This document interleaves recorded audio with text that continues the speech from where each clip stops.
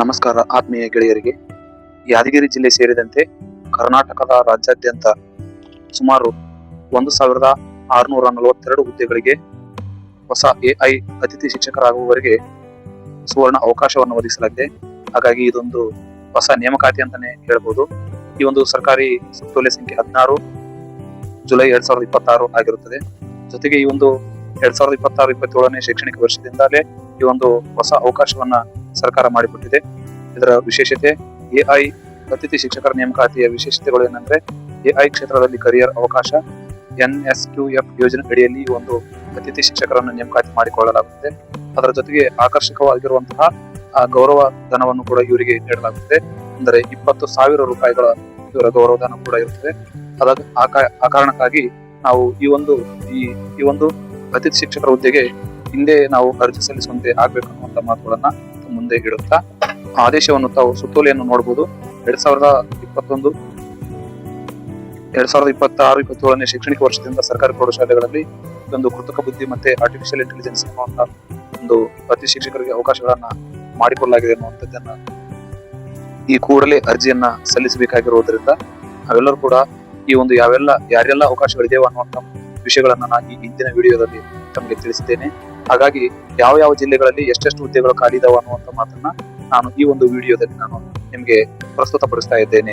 ಈ ಒಂದು ಎಐ ಅತಿಥಿ ಶಿಕ್ಷಕರ ಹುದ್ದೆಗಳು ಯಾವ ಜಿಲ್ಲೆಯಲ್ಲಿ ಎಷ್ಟೆಷ್ಟು ಖಾಲಿ ಇವೆ ಅನ್ನೋದನ್ನು ಕೂಡ ಇಲ್ಲಿ ನೀಡಲಾಗಿದೆ.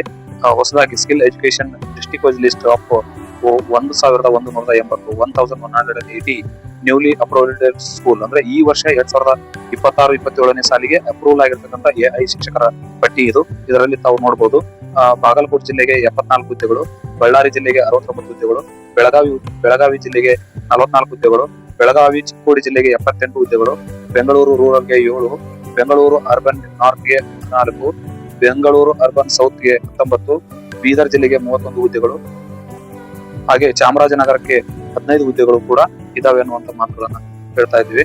ಅದರ ಜೊತೆಗೆ ಚಿಕ್ಕಬಳ್ಳಾಪುರಕ್ಕೆ 18 ಹುದ್ದೆಗಳು, ಚಿಕ್ಕಮಗಳೂರು ಜಿಲ್ಲೆಗೆ 11 ಹುದ್ದೆಗಳು, ಚಿತ್ರದುರ್ಗಕ್ಕೆ 8, ದಕ್ಷಿಣ ಕನ್ನಡಕ್ಕೆ 19, ದಾವಣಗೆರೆಗೆ 20, ಧಾರವಾಡಕ್ಕೆ 36, ಗದಗ್ಗೆ 31, ಹಾಸನಕ್ಕೆ 24, ಹಾವೇರಿಗೆ 30, ಕಲಬುರಗಿಗೆ 107 ಹುದ್ದೆಗಳು, ಅದೇ ರೀತಿ ಕೊಡಗು ಜಿಲ್ಲೆಗೆ 3 ಹುದ್ದೆಗಳು, ಅದೇ ರೀತಿ ಕೋಲಾರಕ್ಕೆ 19 ಹುದ್ದೆಗಳು, ಕೊಪ್ಪಳಕ್ಕೆ 81 ಹುದ್ದೆಗಳು, ಮಂಡ್ಯಕ್ಕೆ 21 ಹುದ್ದೆಗಳು, ಮೈಸೂರಿಗೆ 52 ಹುದ್ದೆಗಳು, ರಾಯಚೂರಿಗೆ 103 ಹುದ್ದೆಗಳು, ಅದೇ ರೀತಿ ರಾಮನಗರಕ್ಕೆ 8 ಹುದ್ದೆಗಳು, ಶಿವಮೊಗ್ಗಕ್ಕೆ 25 ಹುದ್ದೆಗಳು, ಅದೇ ರೀತಿಯಾಗಿ ತುಮಕೂರಿಗೆ 6 ಹುದ್ದೆಗಳು, ತುಮಕೂರು ಮಧುಗಿರಿಗೆ 15 ಹುದ್ದೆಗಳು, ಉಡುಪಿಗೆ 11 ಹುದ್ದೆಗಳು, ಉತ್ತರ ಕನ್ನಡ ಜಿಲ್ಲೆಗೆ 8 ಹುದ್ದೆಗಳು, ಉತ್ತರ ಕನ್ನಡ ಸಿರಿಸಿಗೆ 16 ಹುದ್ದೆಗಳು, ವಿಜಯನಗರಕ್ಕೆ 44 ಹುದ್ದೆಗಳು, ವಿಜಯಪುರಕ್ಕೆ 57 ಹುದ್ದೆಗಳು, ಹಾಗೆ ಕೊನೆಯದಾಗಿ ಯಾದಗಿರಿ ಜಿಲ್ಲೆಗೆ 58 ಹುದ್ದೆಗಳು, ಒಟ್ಟು 1180 ಹುದ್ದೆಗಳು ಈ ವರ್ಷ ಅಂದ್ರೆ 2026-27ನೇ ಶೈಕ್ಷಣಿಕ ವರ್ಷಕ್ಕೆ ಎಐ ಅತಿಥಿ ಶಿಕ್ಷಕರ ಹುದ್ದೆಗಳು ಇವು ಸ್ಯಾಂಕ್ಷನ್ ಆಗಿರುತ್ತವೆ.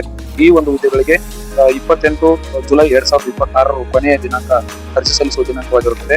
ಅದರ ಜೊತೆಗೆ ಈಗಾಗಲೇ ಚಾಲ್ತಿಯಲ್ಲಿರುವಂತಹ 381 ಫಂಕ್ಷನಲ್ ಸ್ಕೂಲ್ ಚಾಲ್ತಿಯಲ್ಲಿರುವಂತವುಗಳಲ್ಲಿ ಖಾಲಿ ಇರುವಂತಹ ಹುದ್ದೆಗಳು ತಾವು ನೋಡಬಹುದು. ಬಾಗಲಕೋಟೆನಲ್ಲಿ ಚಾಲ್ತಿಯಲ್ಲಿ 18 ಹುದ್ದೆಗಳಿದ್ದಾವೆ, ಬೆಂಗಳೂರಿನಲ್ಲಿ ಅವೆಲ್ಲ ಸೇರಿ ಇಲ್ಲಿಗೆ 1642 ಹುದ್ದೆಗಳಾಗಿರ್ತವೆ.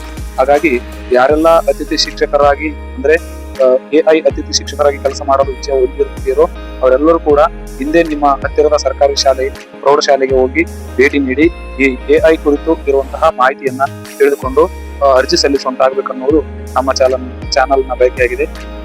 ಈ ಒಂದು ಎಐ ಅತಿಥಿ ಶಿಕ್ಷಕರ ಹುದ್ದೆಗೆ ಇರುವಂತಹ ವಿದ್ಯಾರ್ಥಿ ಡಿಪ್ಲೊಮಾ ಇನ್ ಕಂಪ್ಯೂಟರ್ ಸೈನ್ಸ್ ಅಂದ್ರೆ ಮತ್ತು information technology, diploma in computer science, ಆಮೇಲೆ bachelor degree computer applications, computer science, information technology, BCA ಹಾಗೂ BSc computer science, BSc information technology ಅಥವಾ ಗ್ರಾಜುಯೇಟ್ ವಿತ್ PGDCA, ಅದರ ಜೊತೆಗೆ DOE ACC ಲೆವೆಲ್ ಸರ್ಟಿಫಿಕೇಟ್ ಅನ್ನು ಹೊಂದಿದವರು, ಅದರ ಜೊತೆಗೆ ಮಿನಿಮಮ್ 1 ವರ್ಷದವರೆಗೆ ಎಕ್ಸ್ಪೀರಿಯನ್ಸ್, ಜೊತೆಗೆ communicative effective English and local language ಅಂದ್ರೆ ಆಂಗ್ಲ ಭಾಷೆಯ ಜೊತೆಗೆ ಸ್ಥಳೀಯ ಭಾಷೆಯನ್ನು ಕೂಡ ಬರಬೇಕು.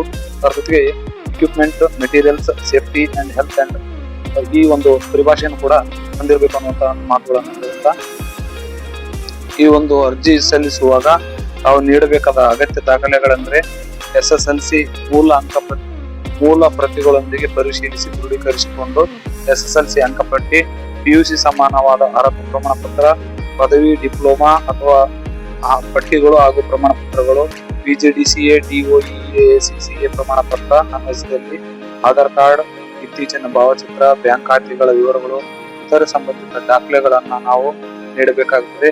ಹಾಗಾಗಿ ಅಗತ್ಯ ದಾಖಲೆಗಳೊಂದಿಗೆ ಹಿಂದೆ ನಿಮ್ಮ ಹತ್ತಿರದ ಪ್ರೌಢಶಾಲೆಗೆ ಸಂಪರ್ಕಿಸಿ ಈ ಹುದ್ದೆಗಳನ್ನ ಪಡೆದುಕೊಳ್ಳುವಂತಾಗಬೇಕು. ಅದೇ ರೀತಿಯಾಗಿ ವಿಶೇಷವಾಗಿ ಯಾದಗಿರಿ ಜಿಲ್ಲೆನಲ್ಲಿ ಈ ಹಿಂದೆ ಚಾಲ್ತಿಯಲ್ಲಿರುವ ಒಟ್ಟು ಹುದ್ದೆಗಳು ಸೇರಿ ಮತ್ತು ಪ್ರಸ್ತುತ ಹೊಸ ಹುದ್ದೆಗಳು ಸೇರಿ 69 ಹುದ್ದೆಗಳು ಖಾಲಿ ಇರುತ್ತವೆ.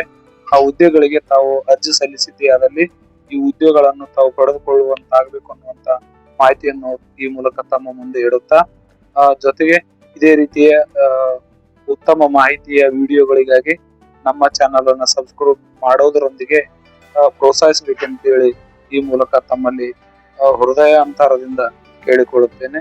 ನಮಸ್ಕಾರ, ಧನ್ಯವಾದಗಳು.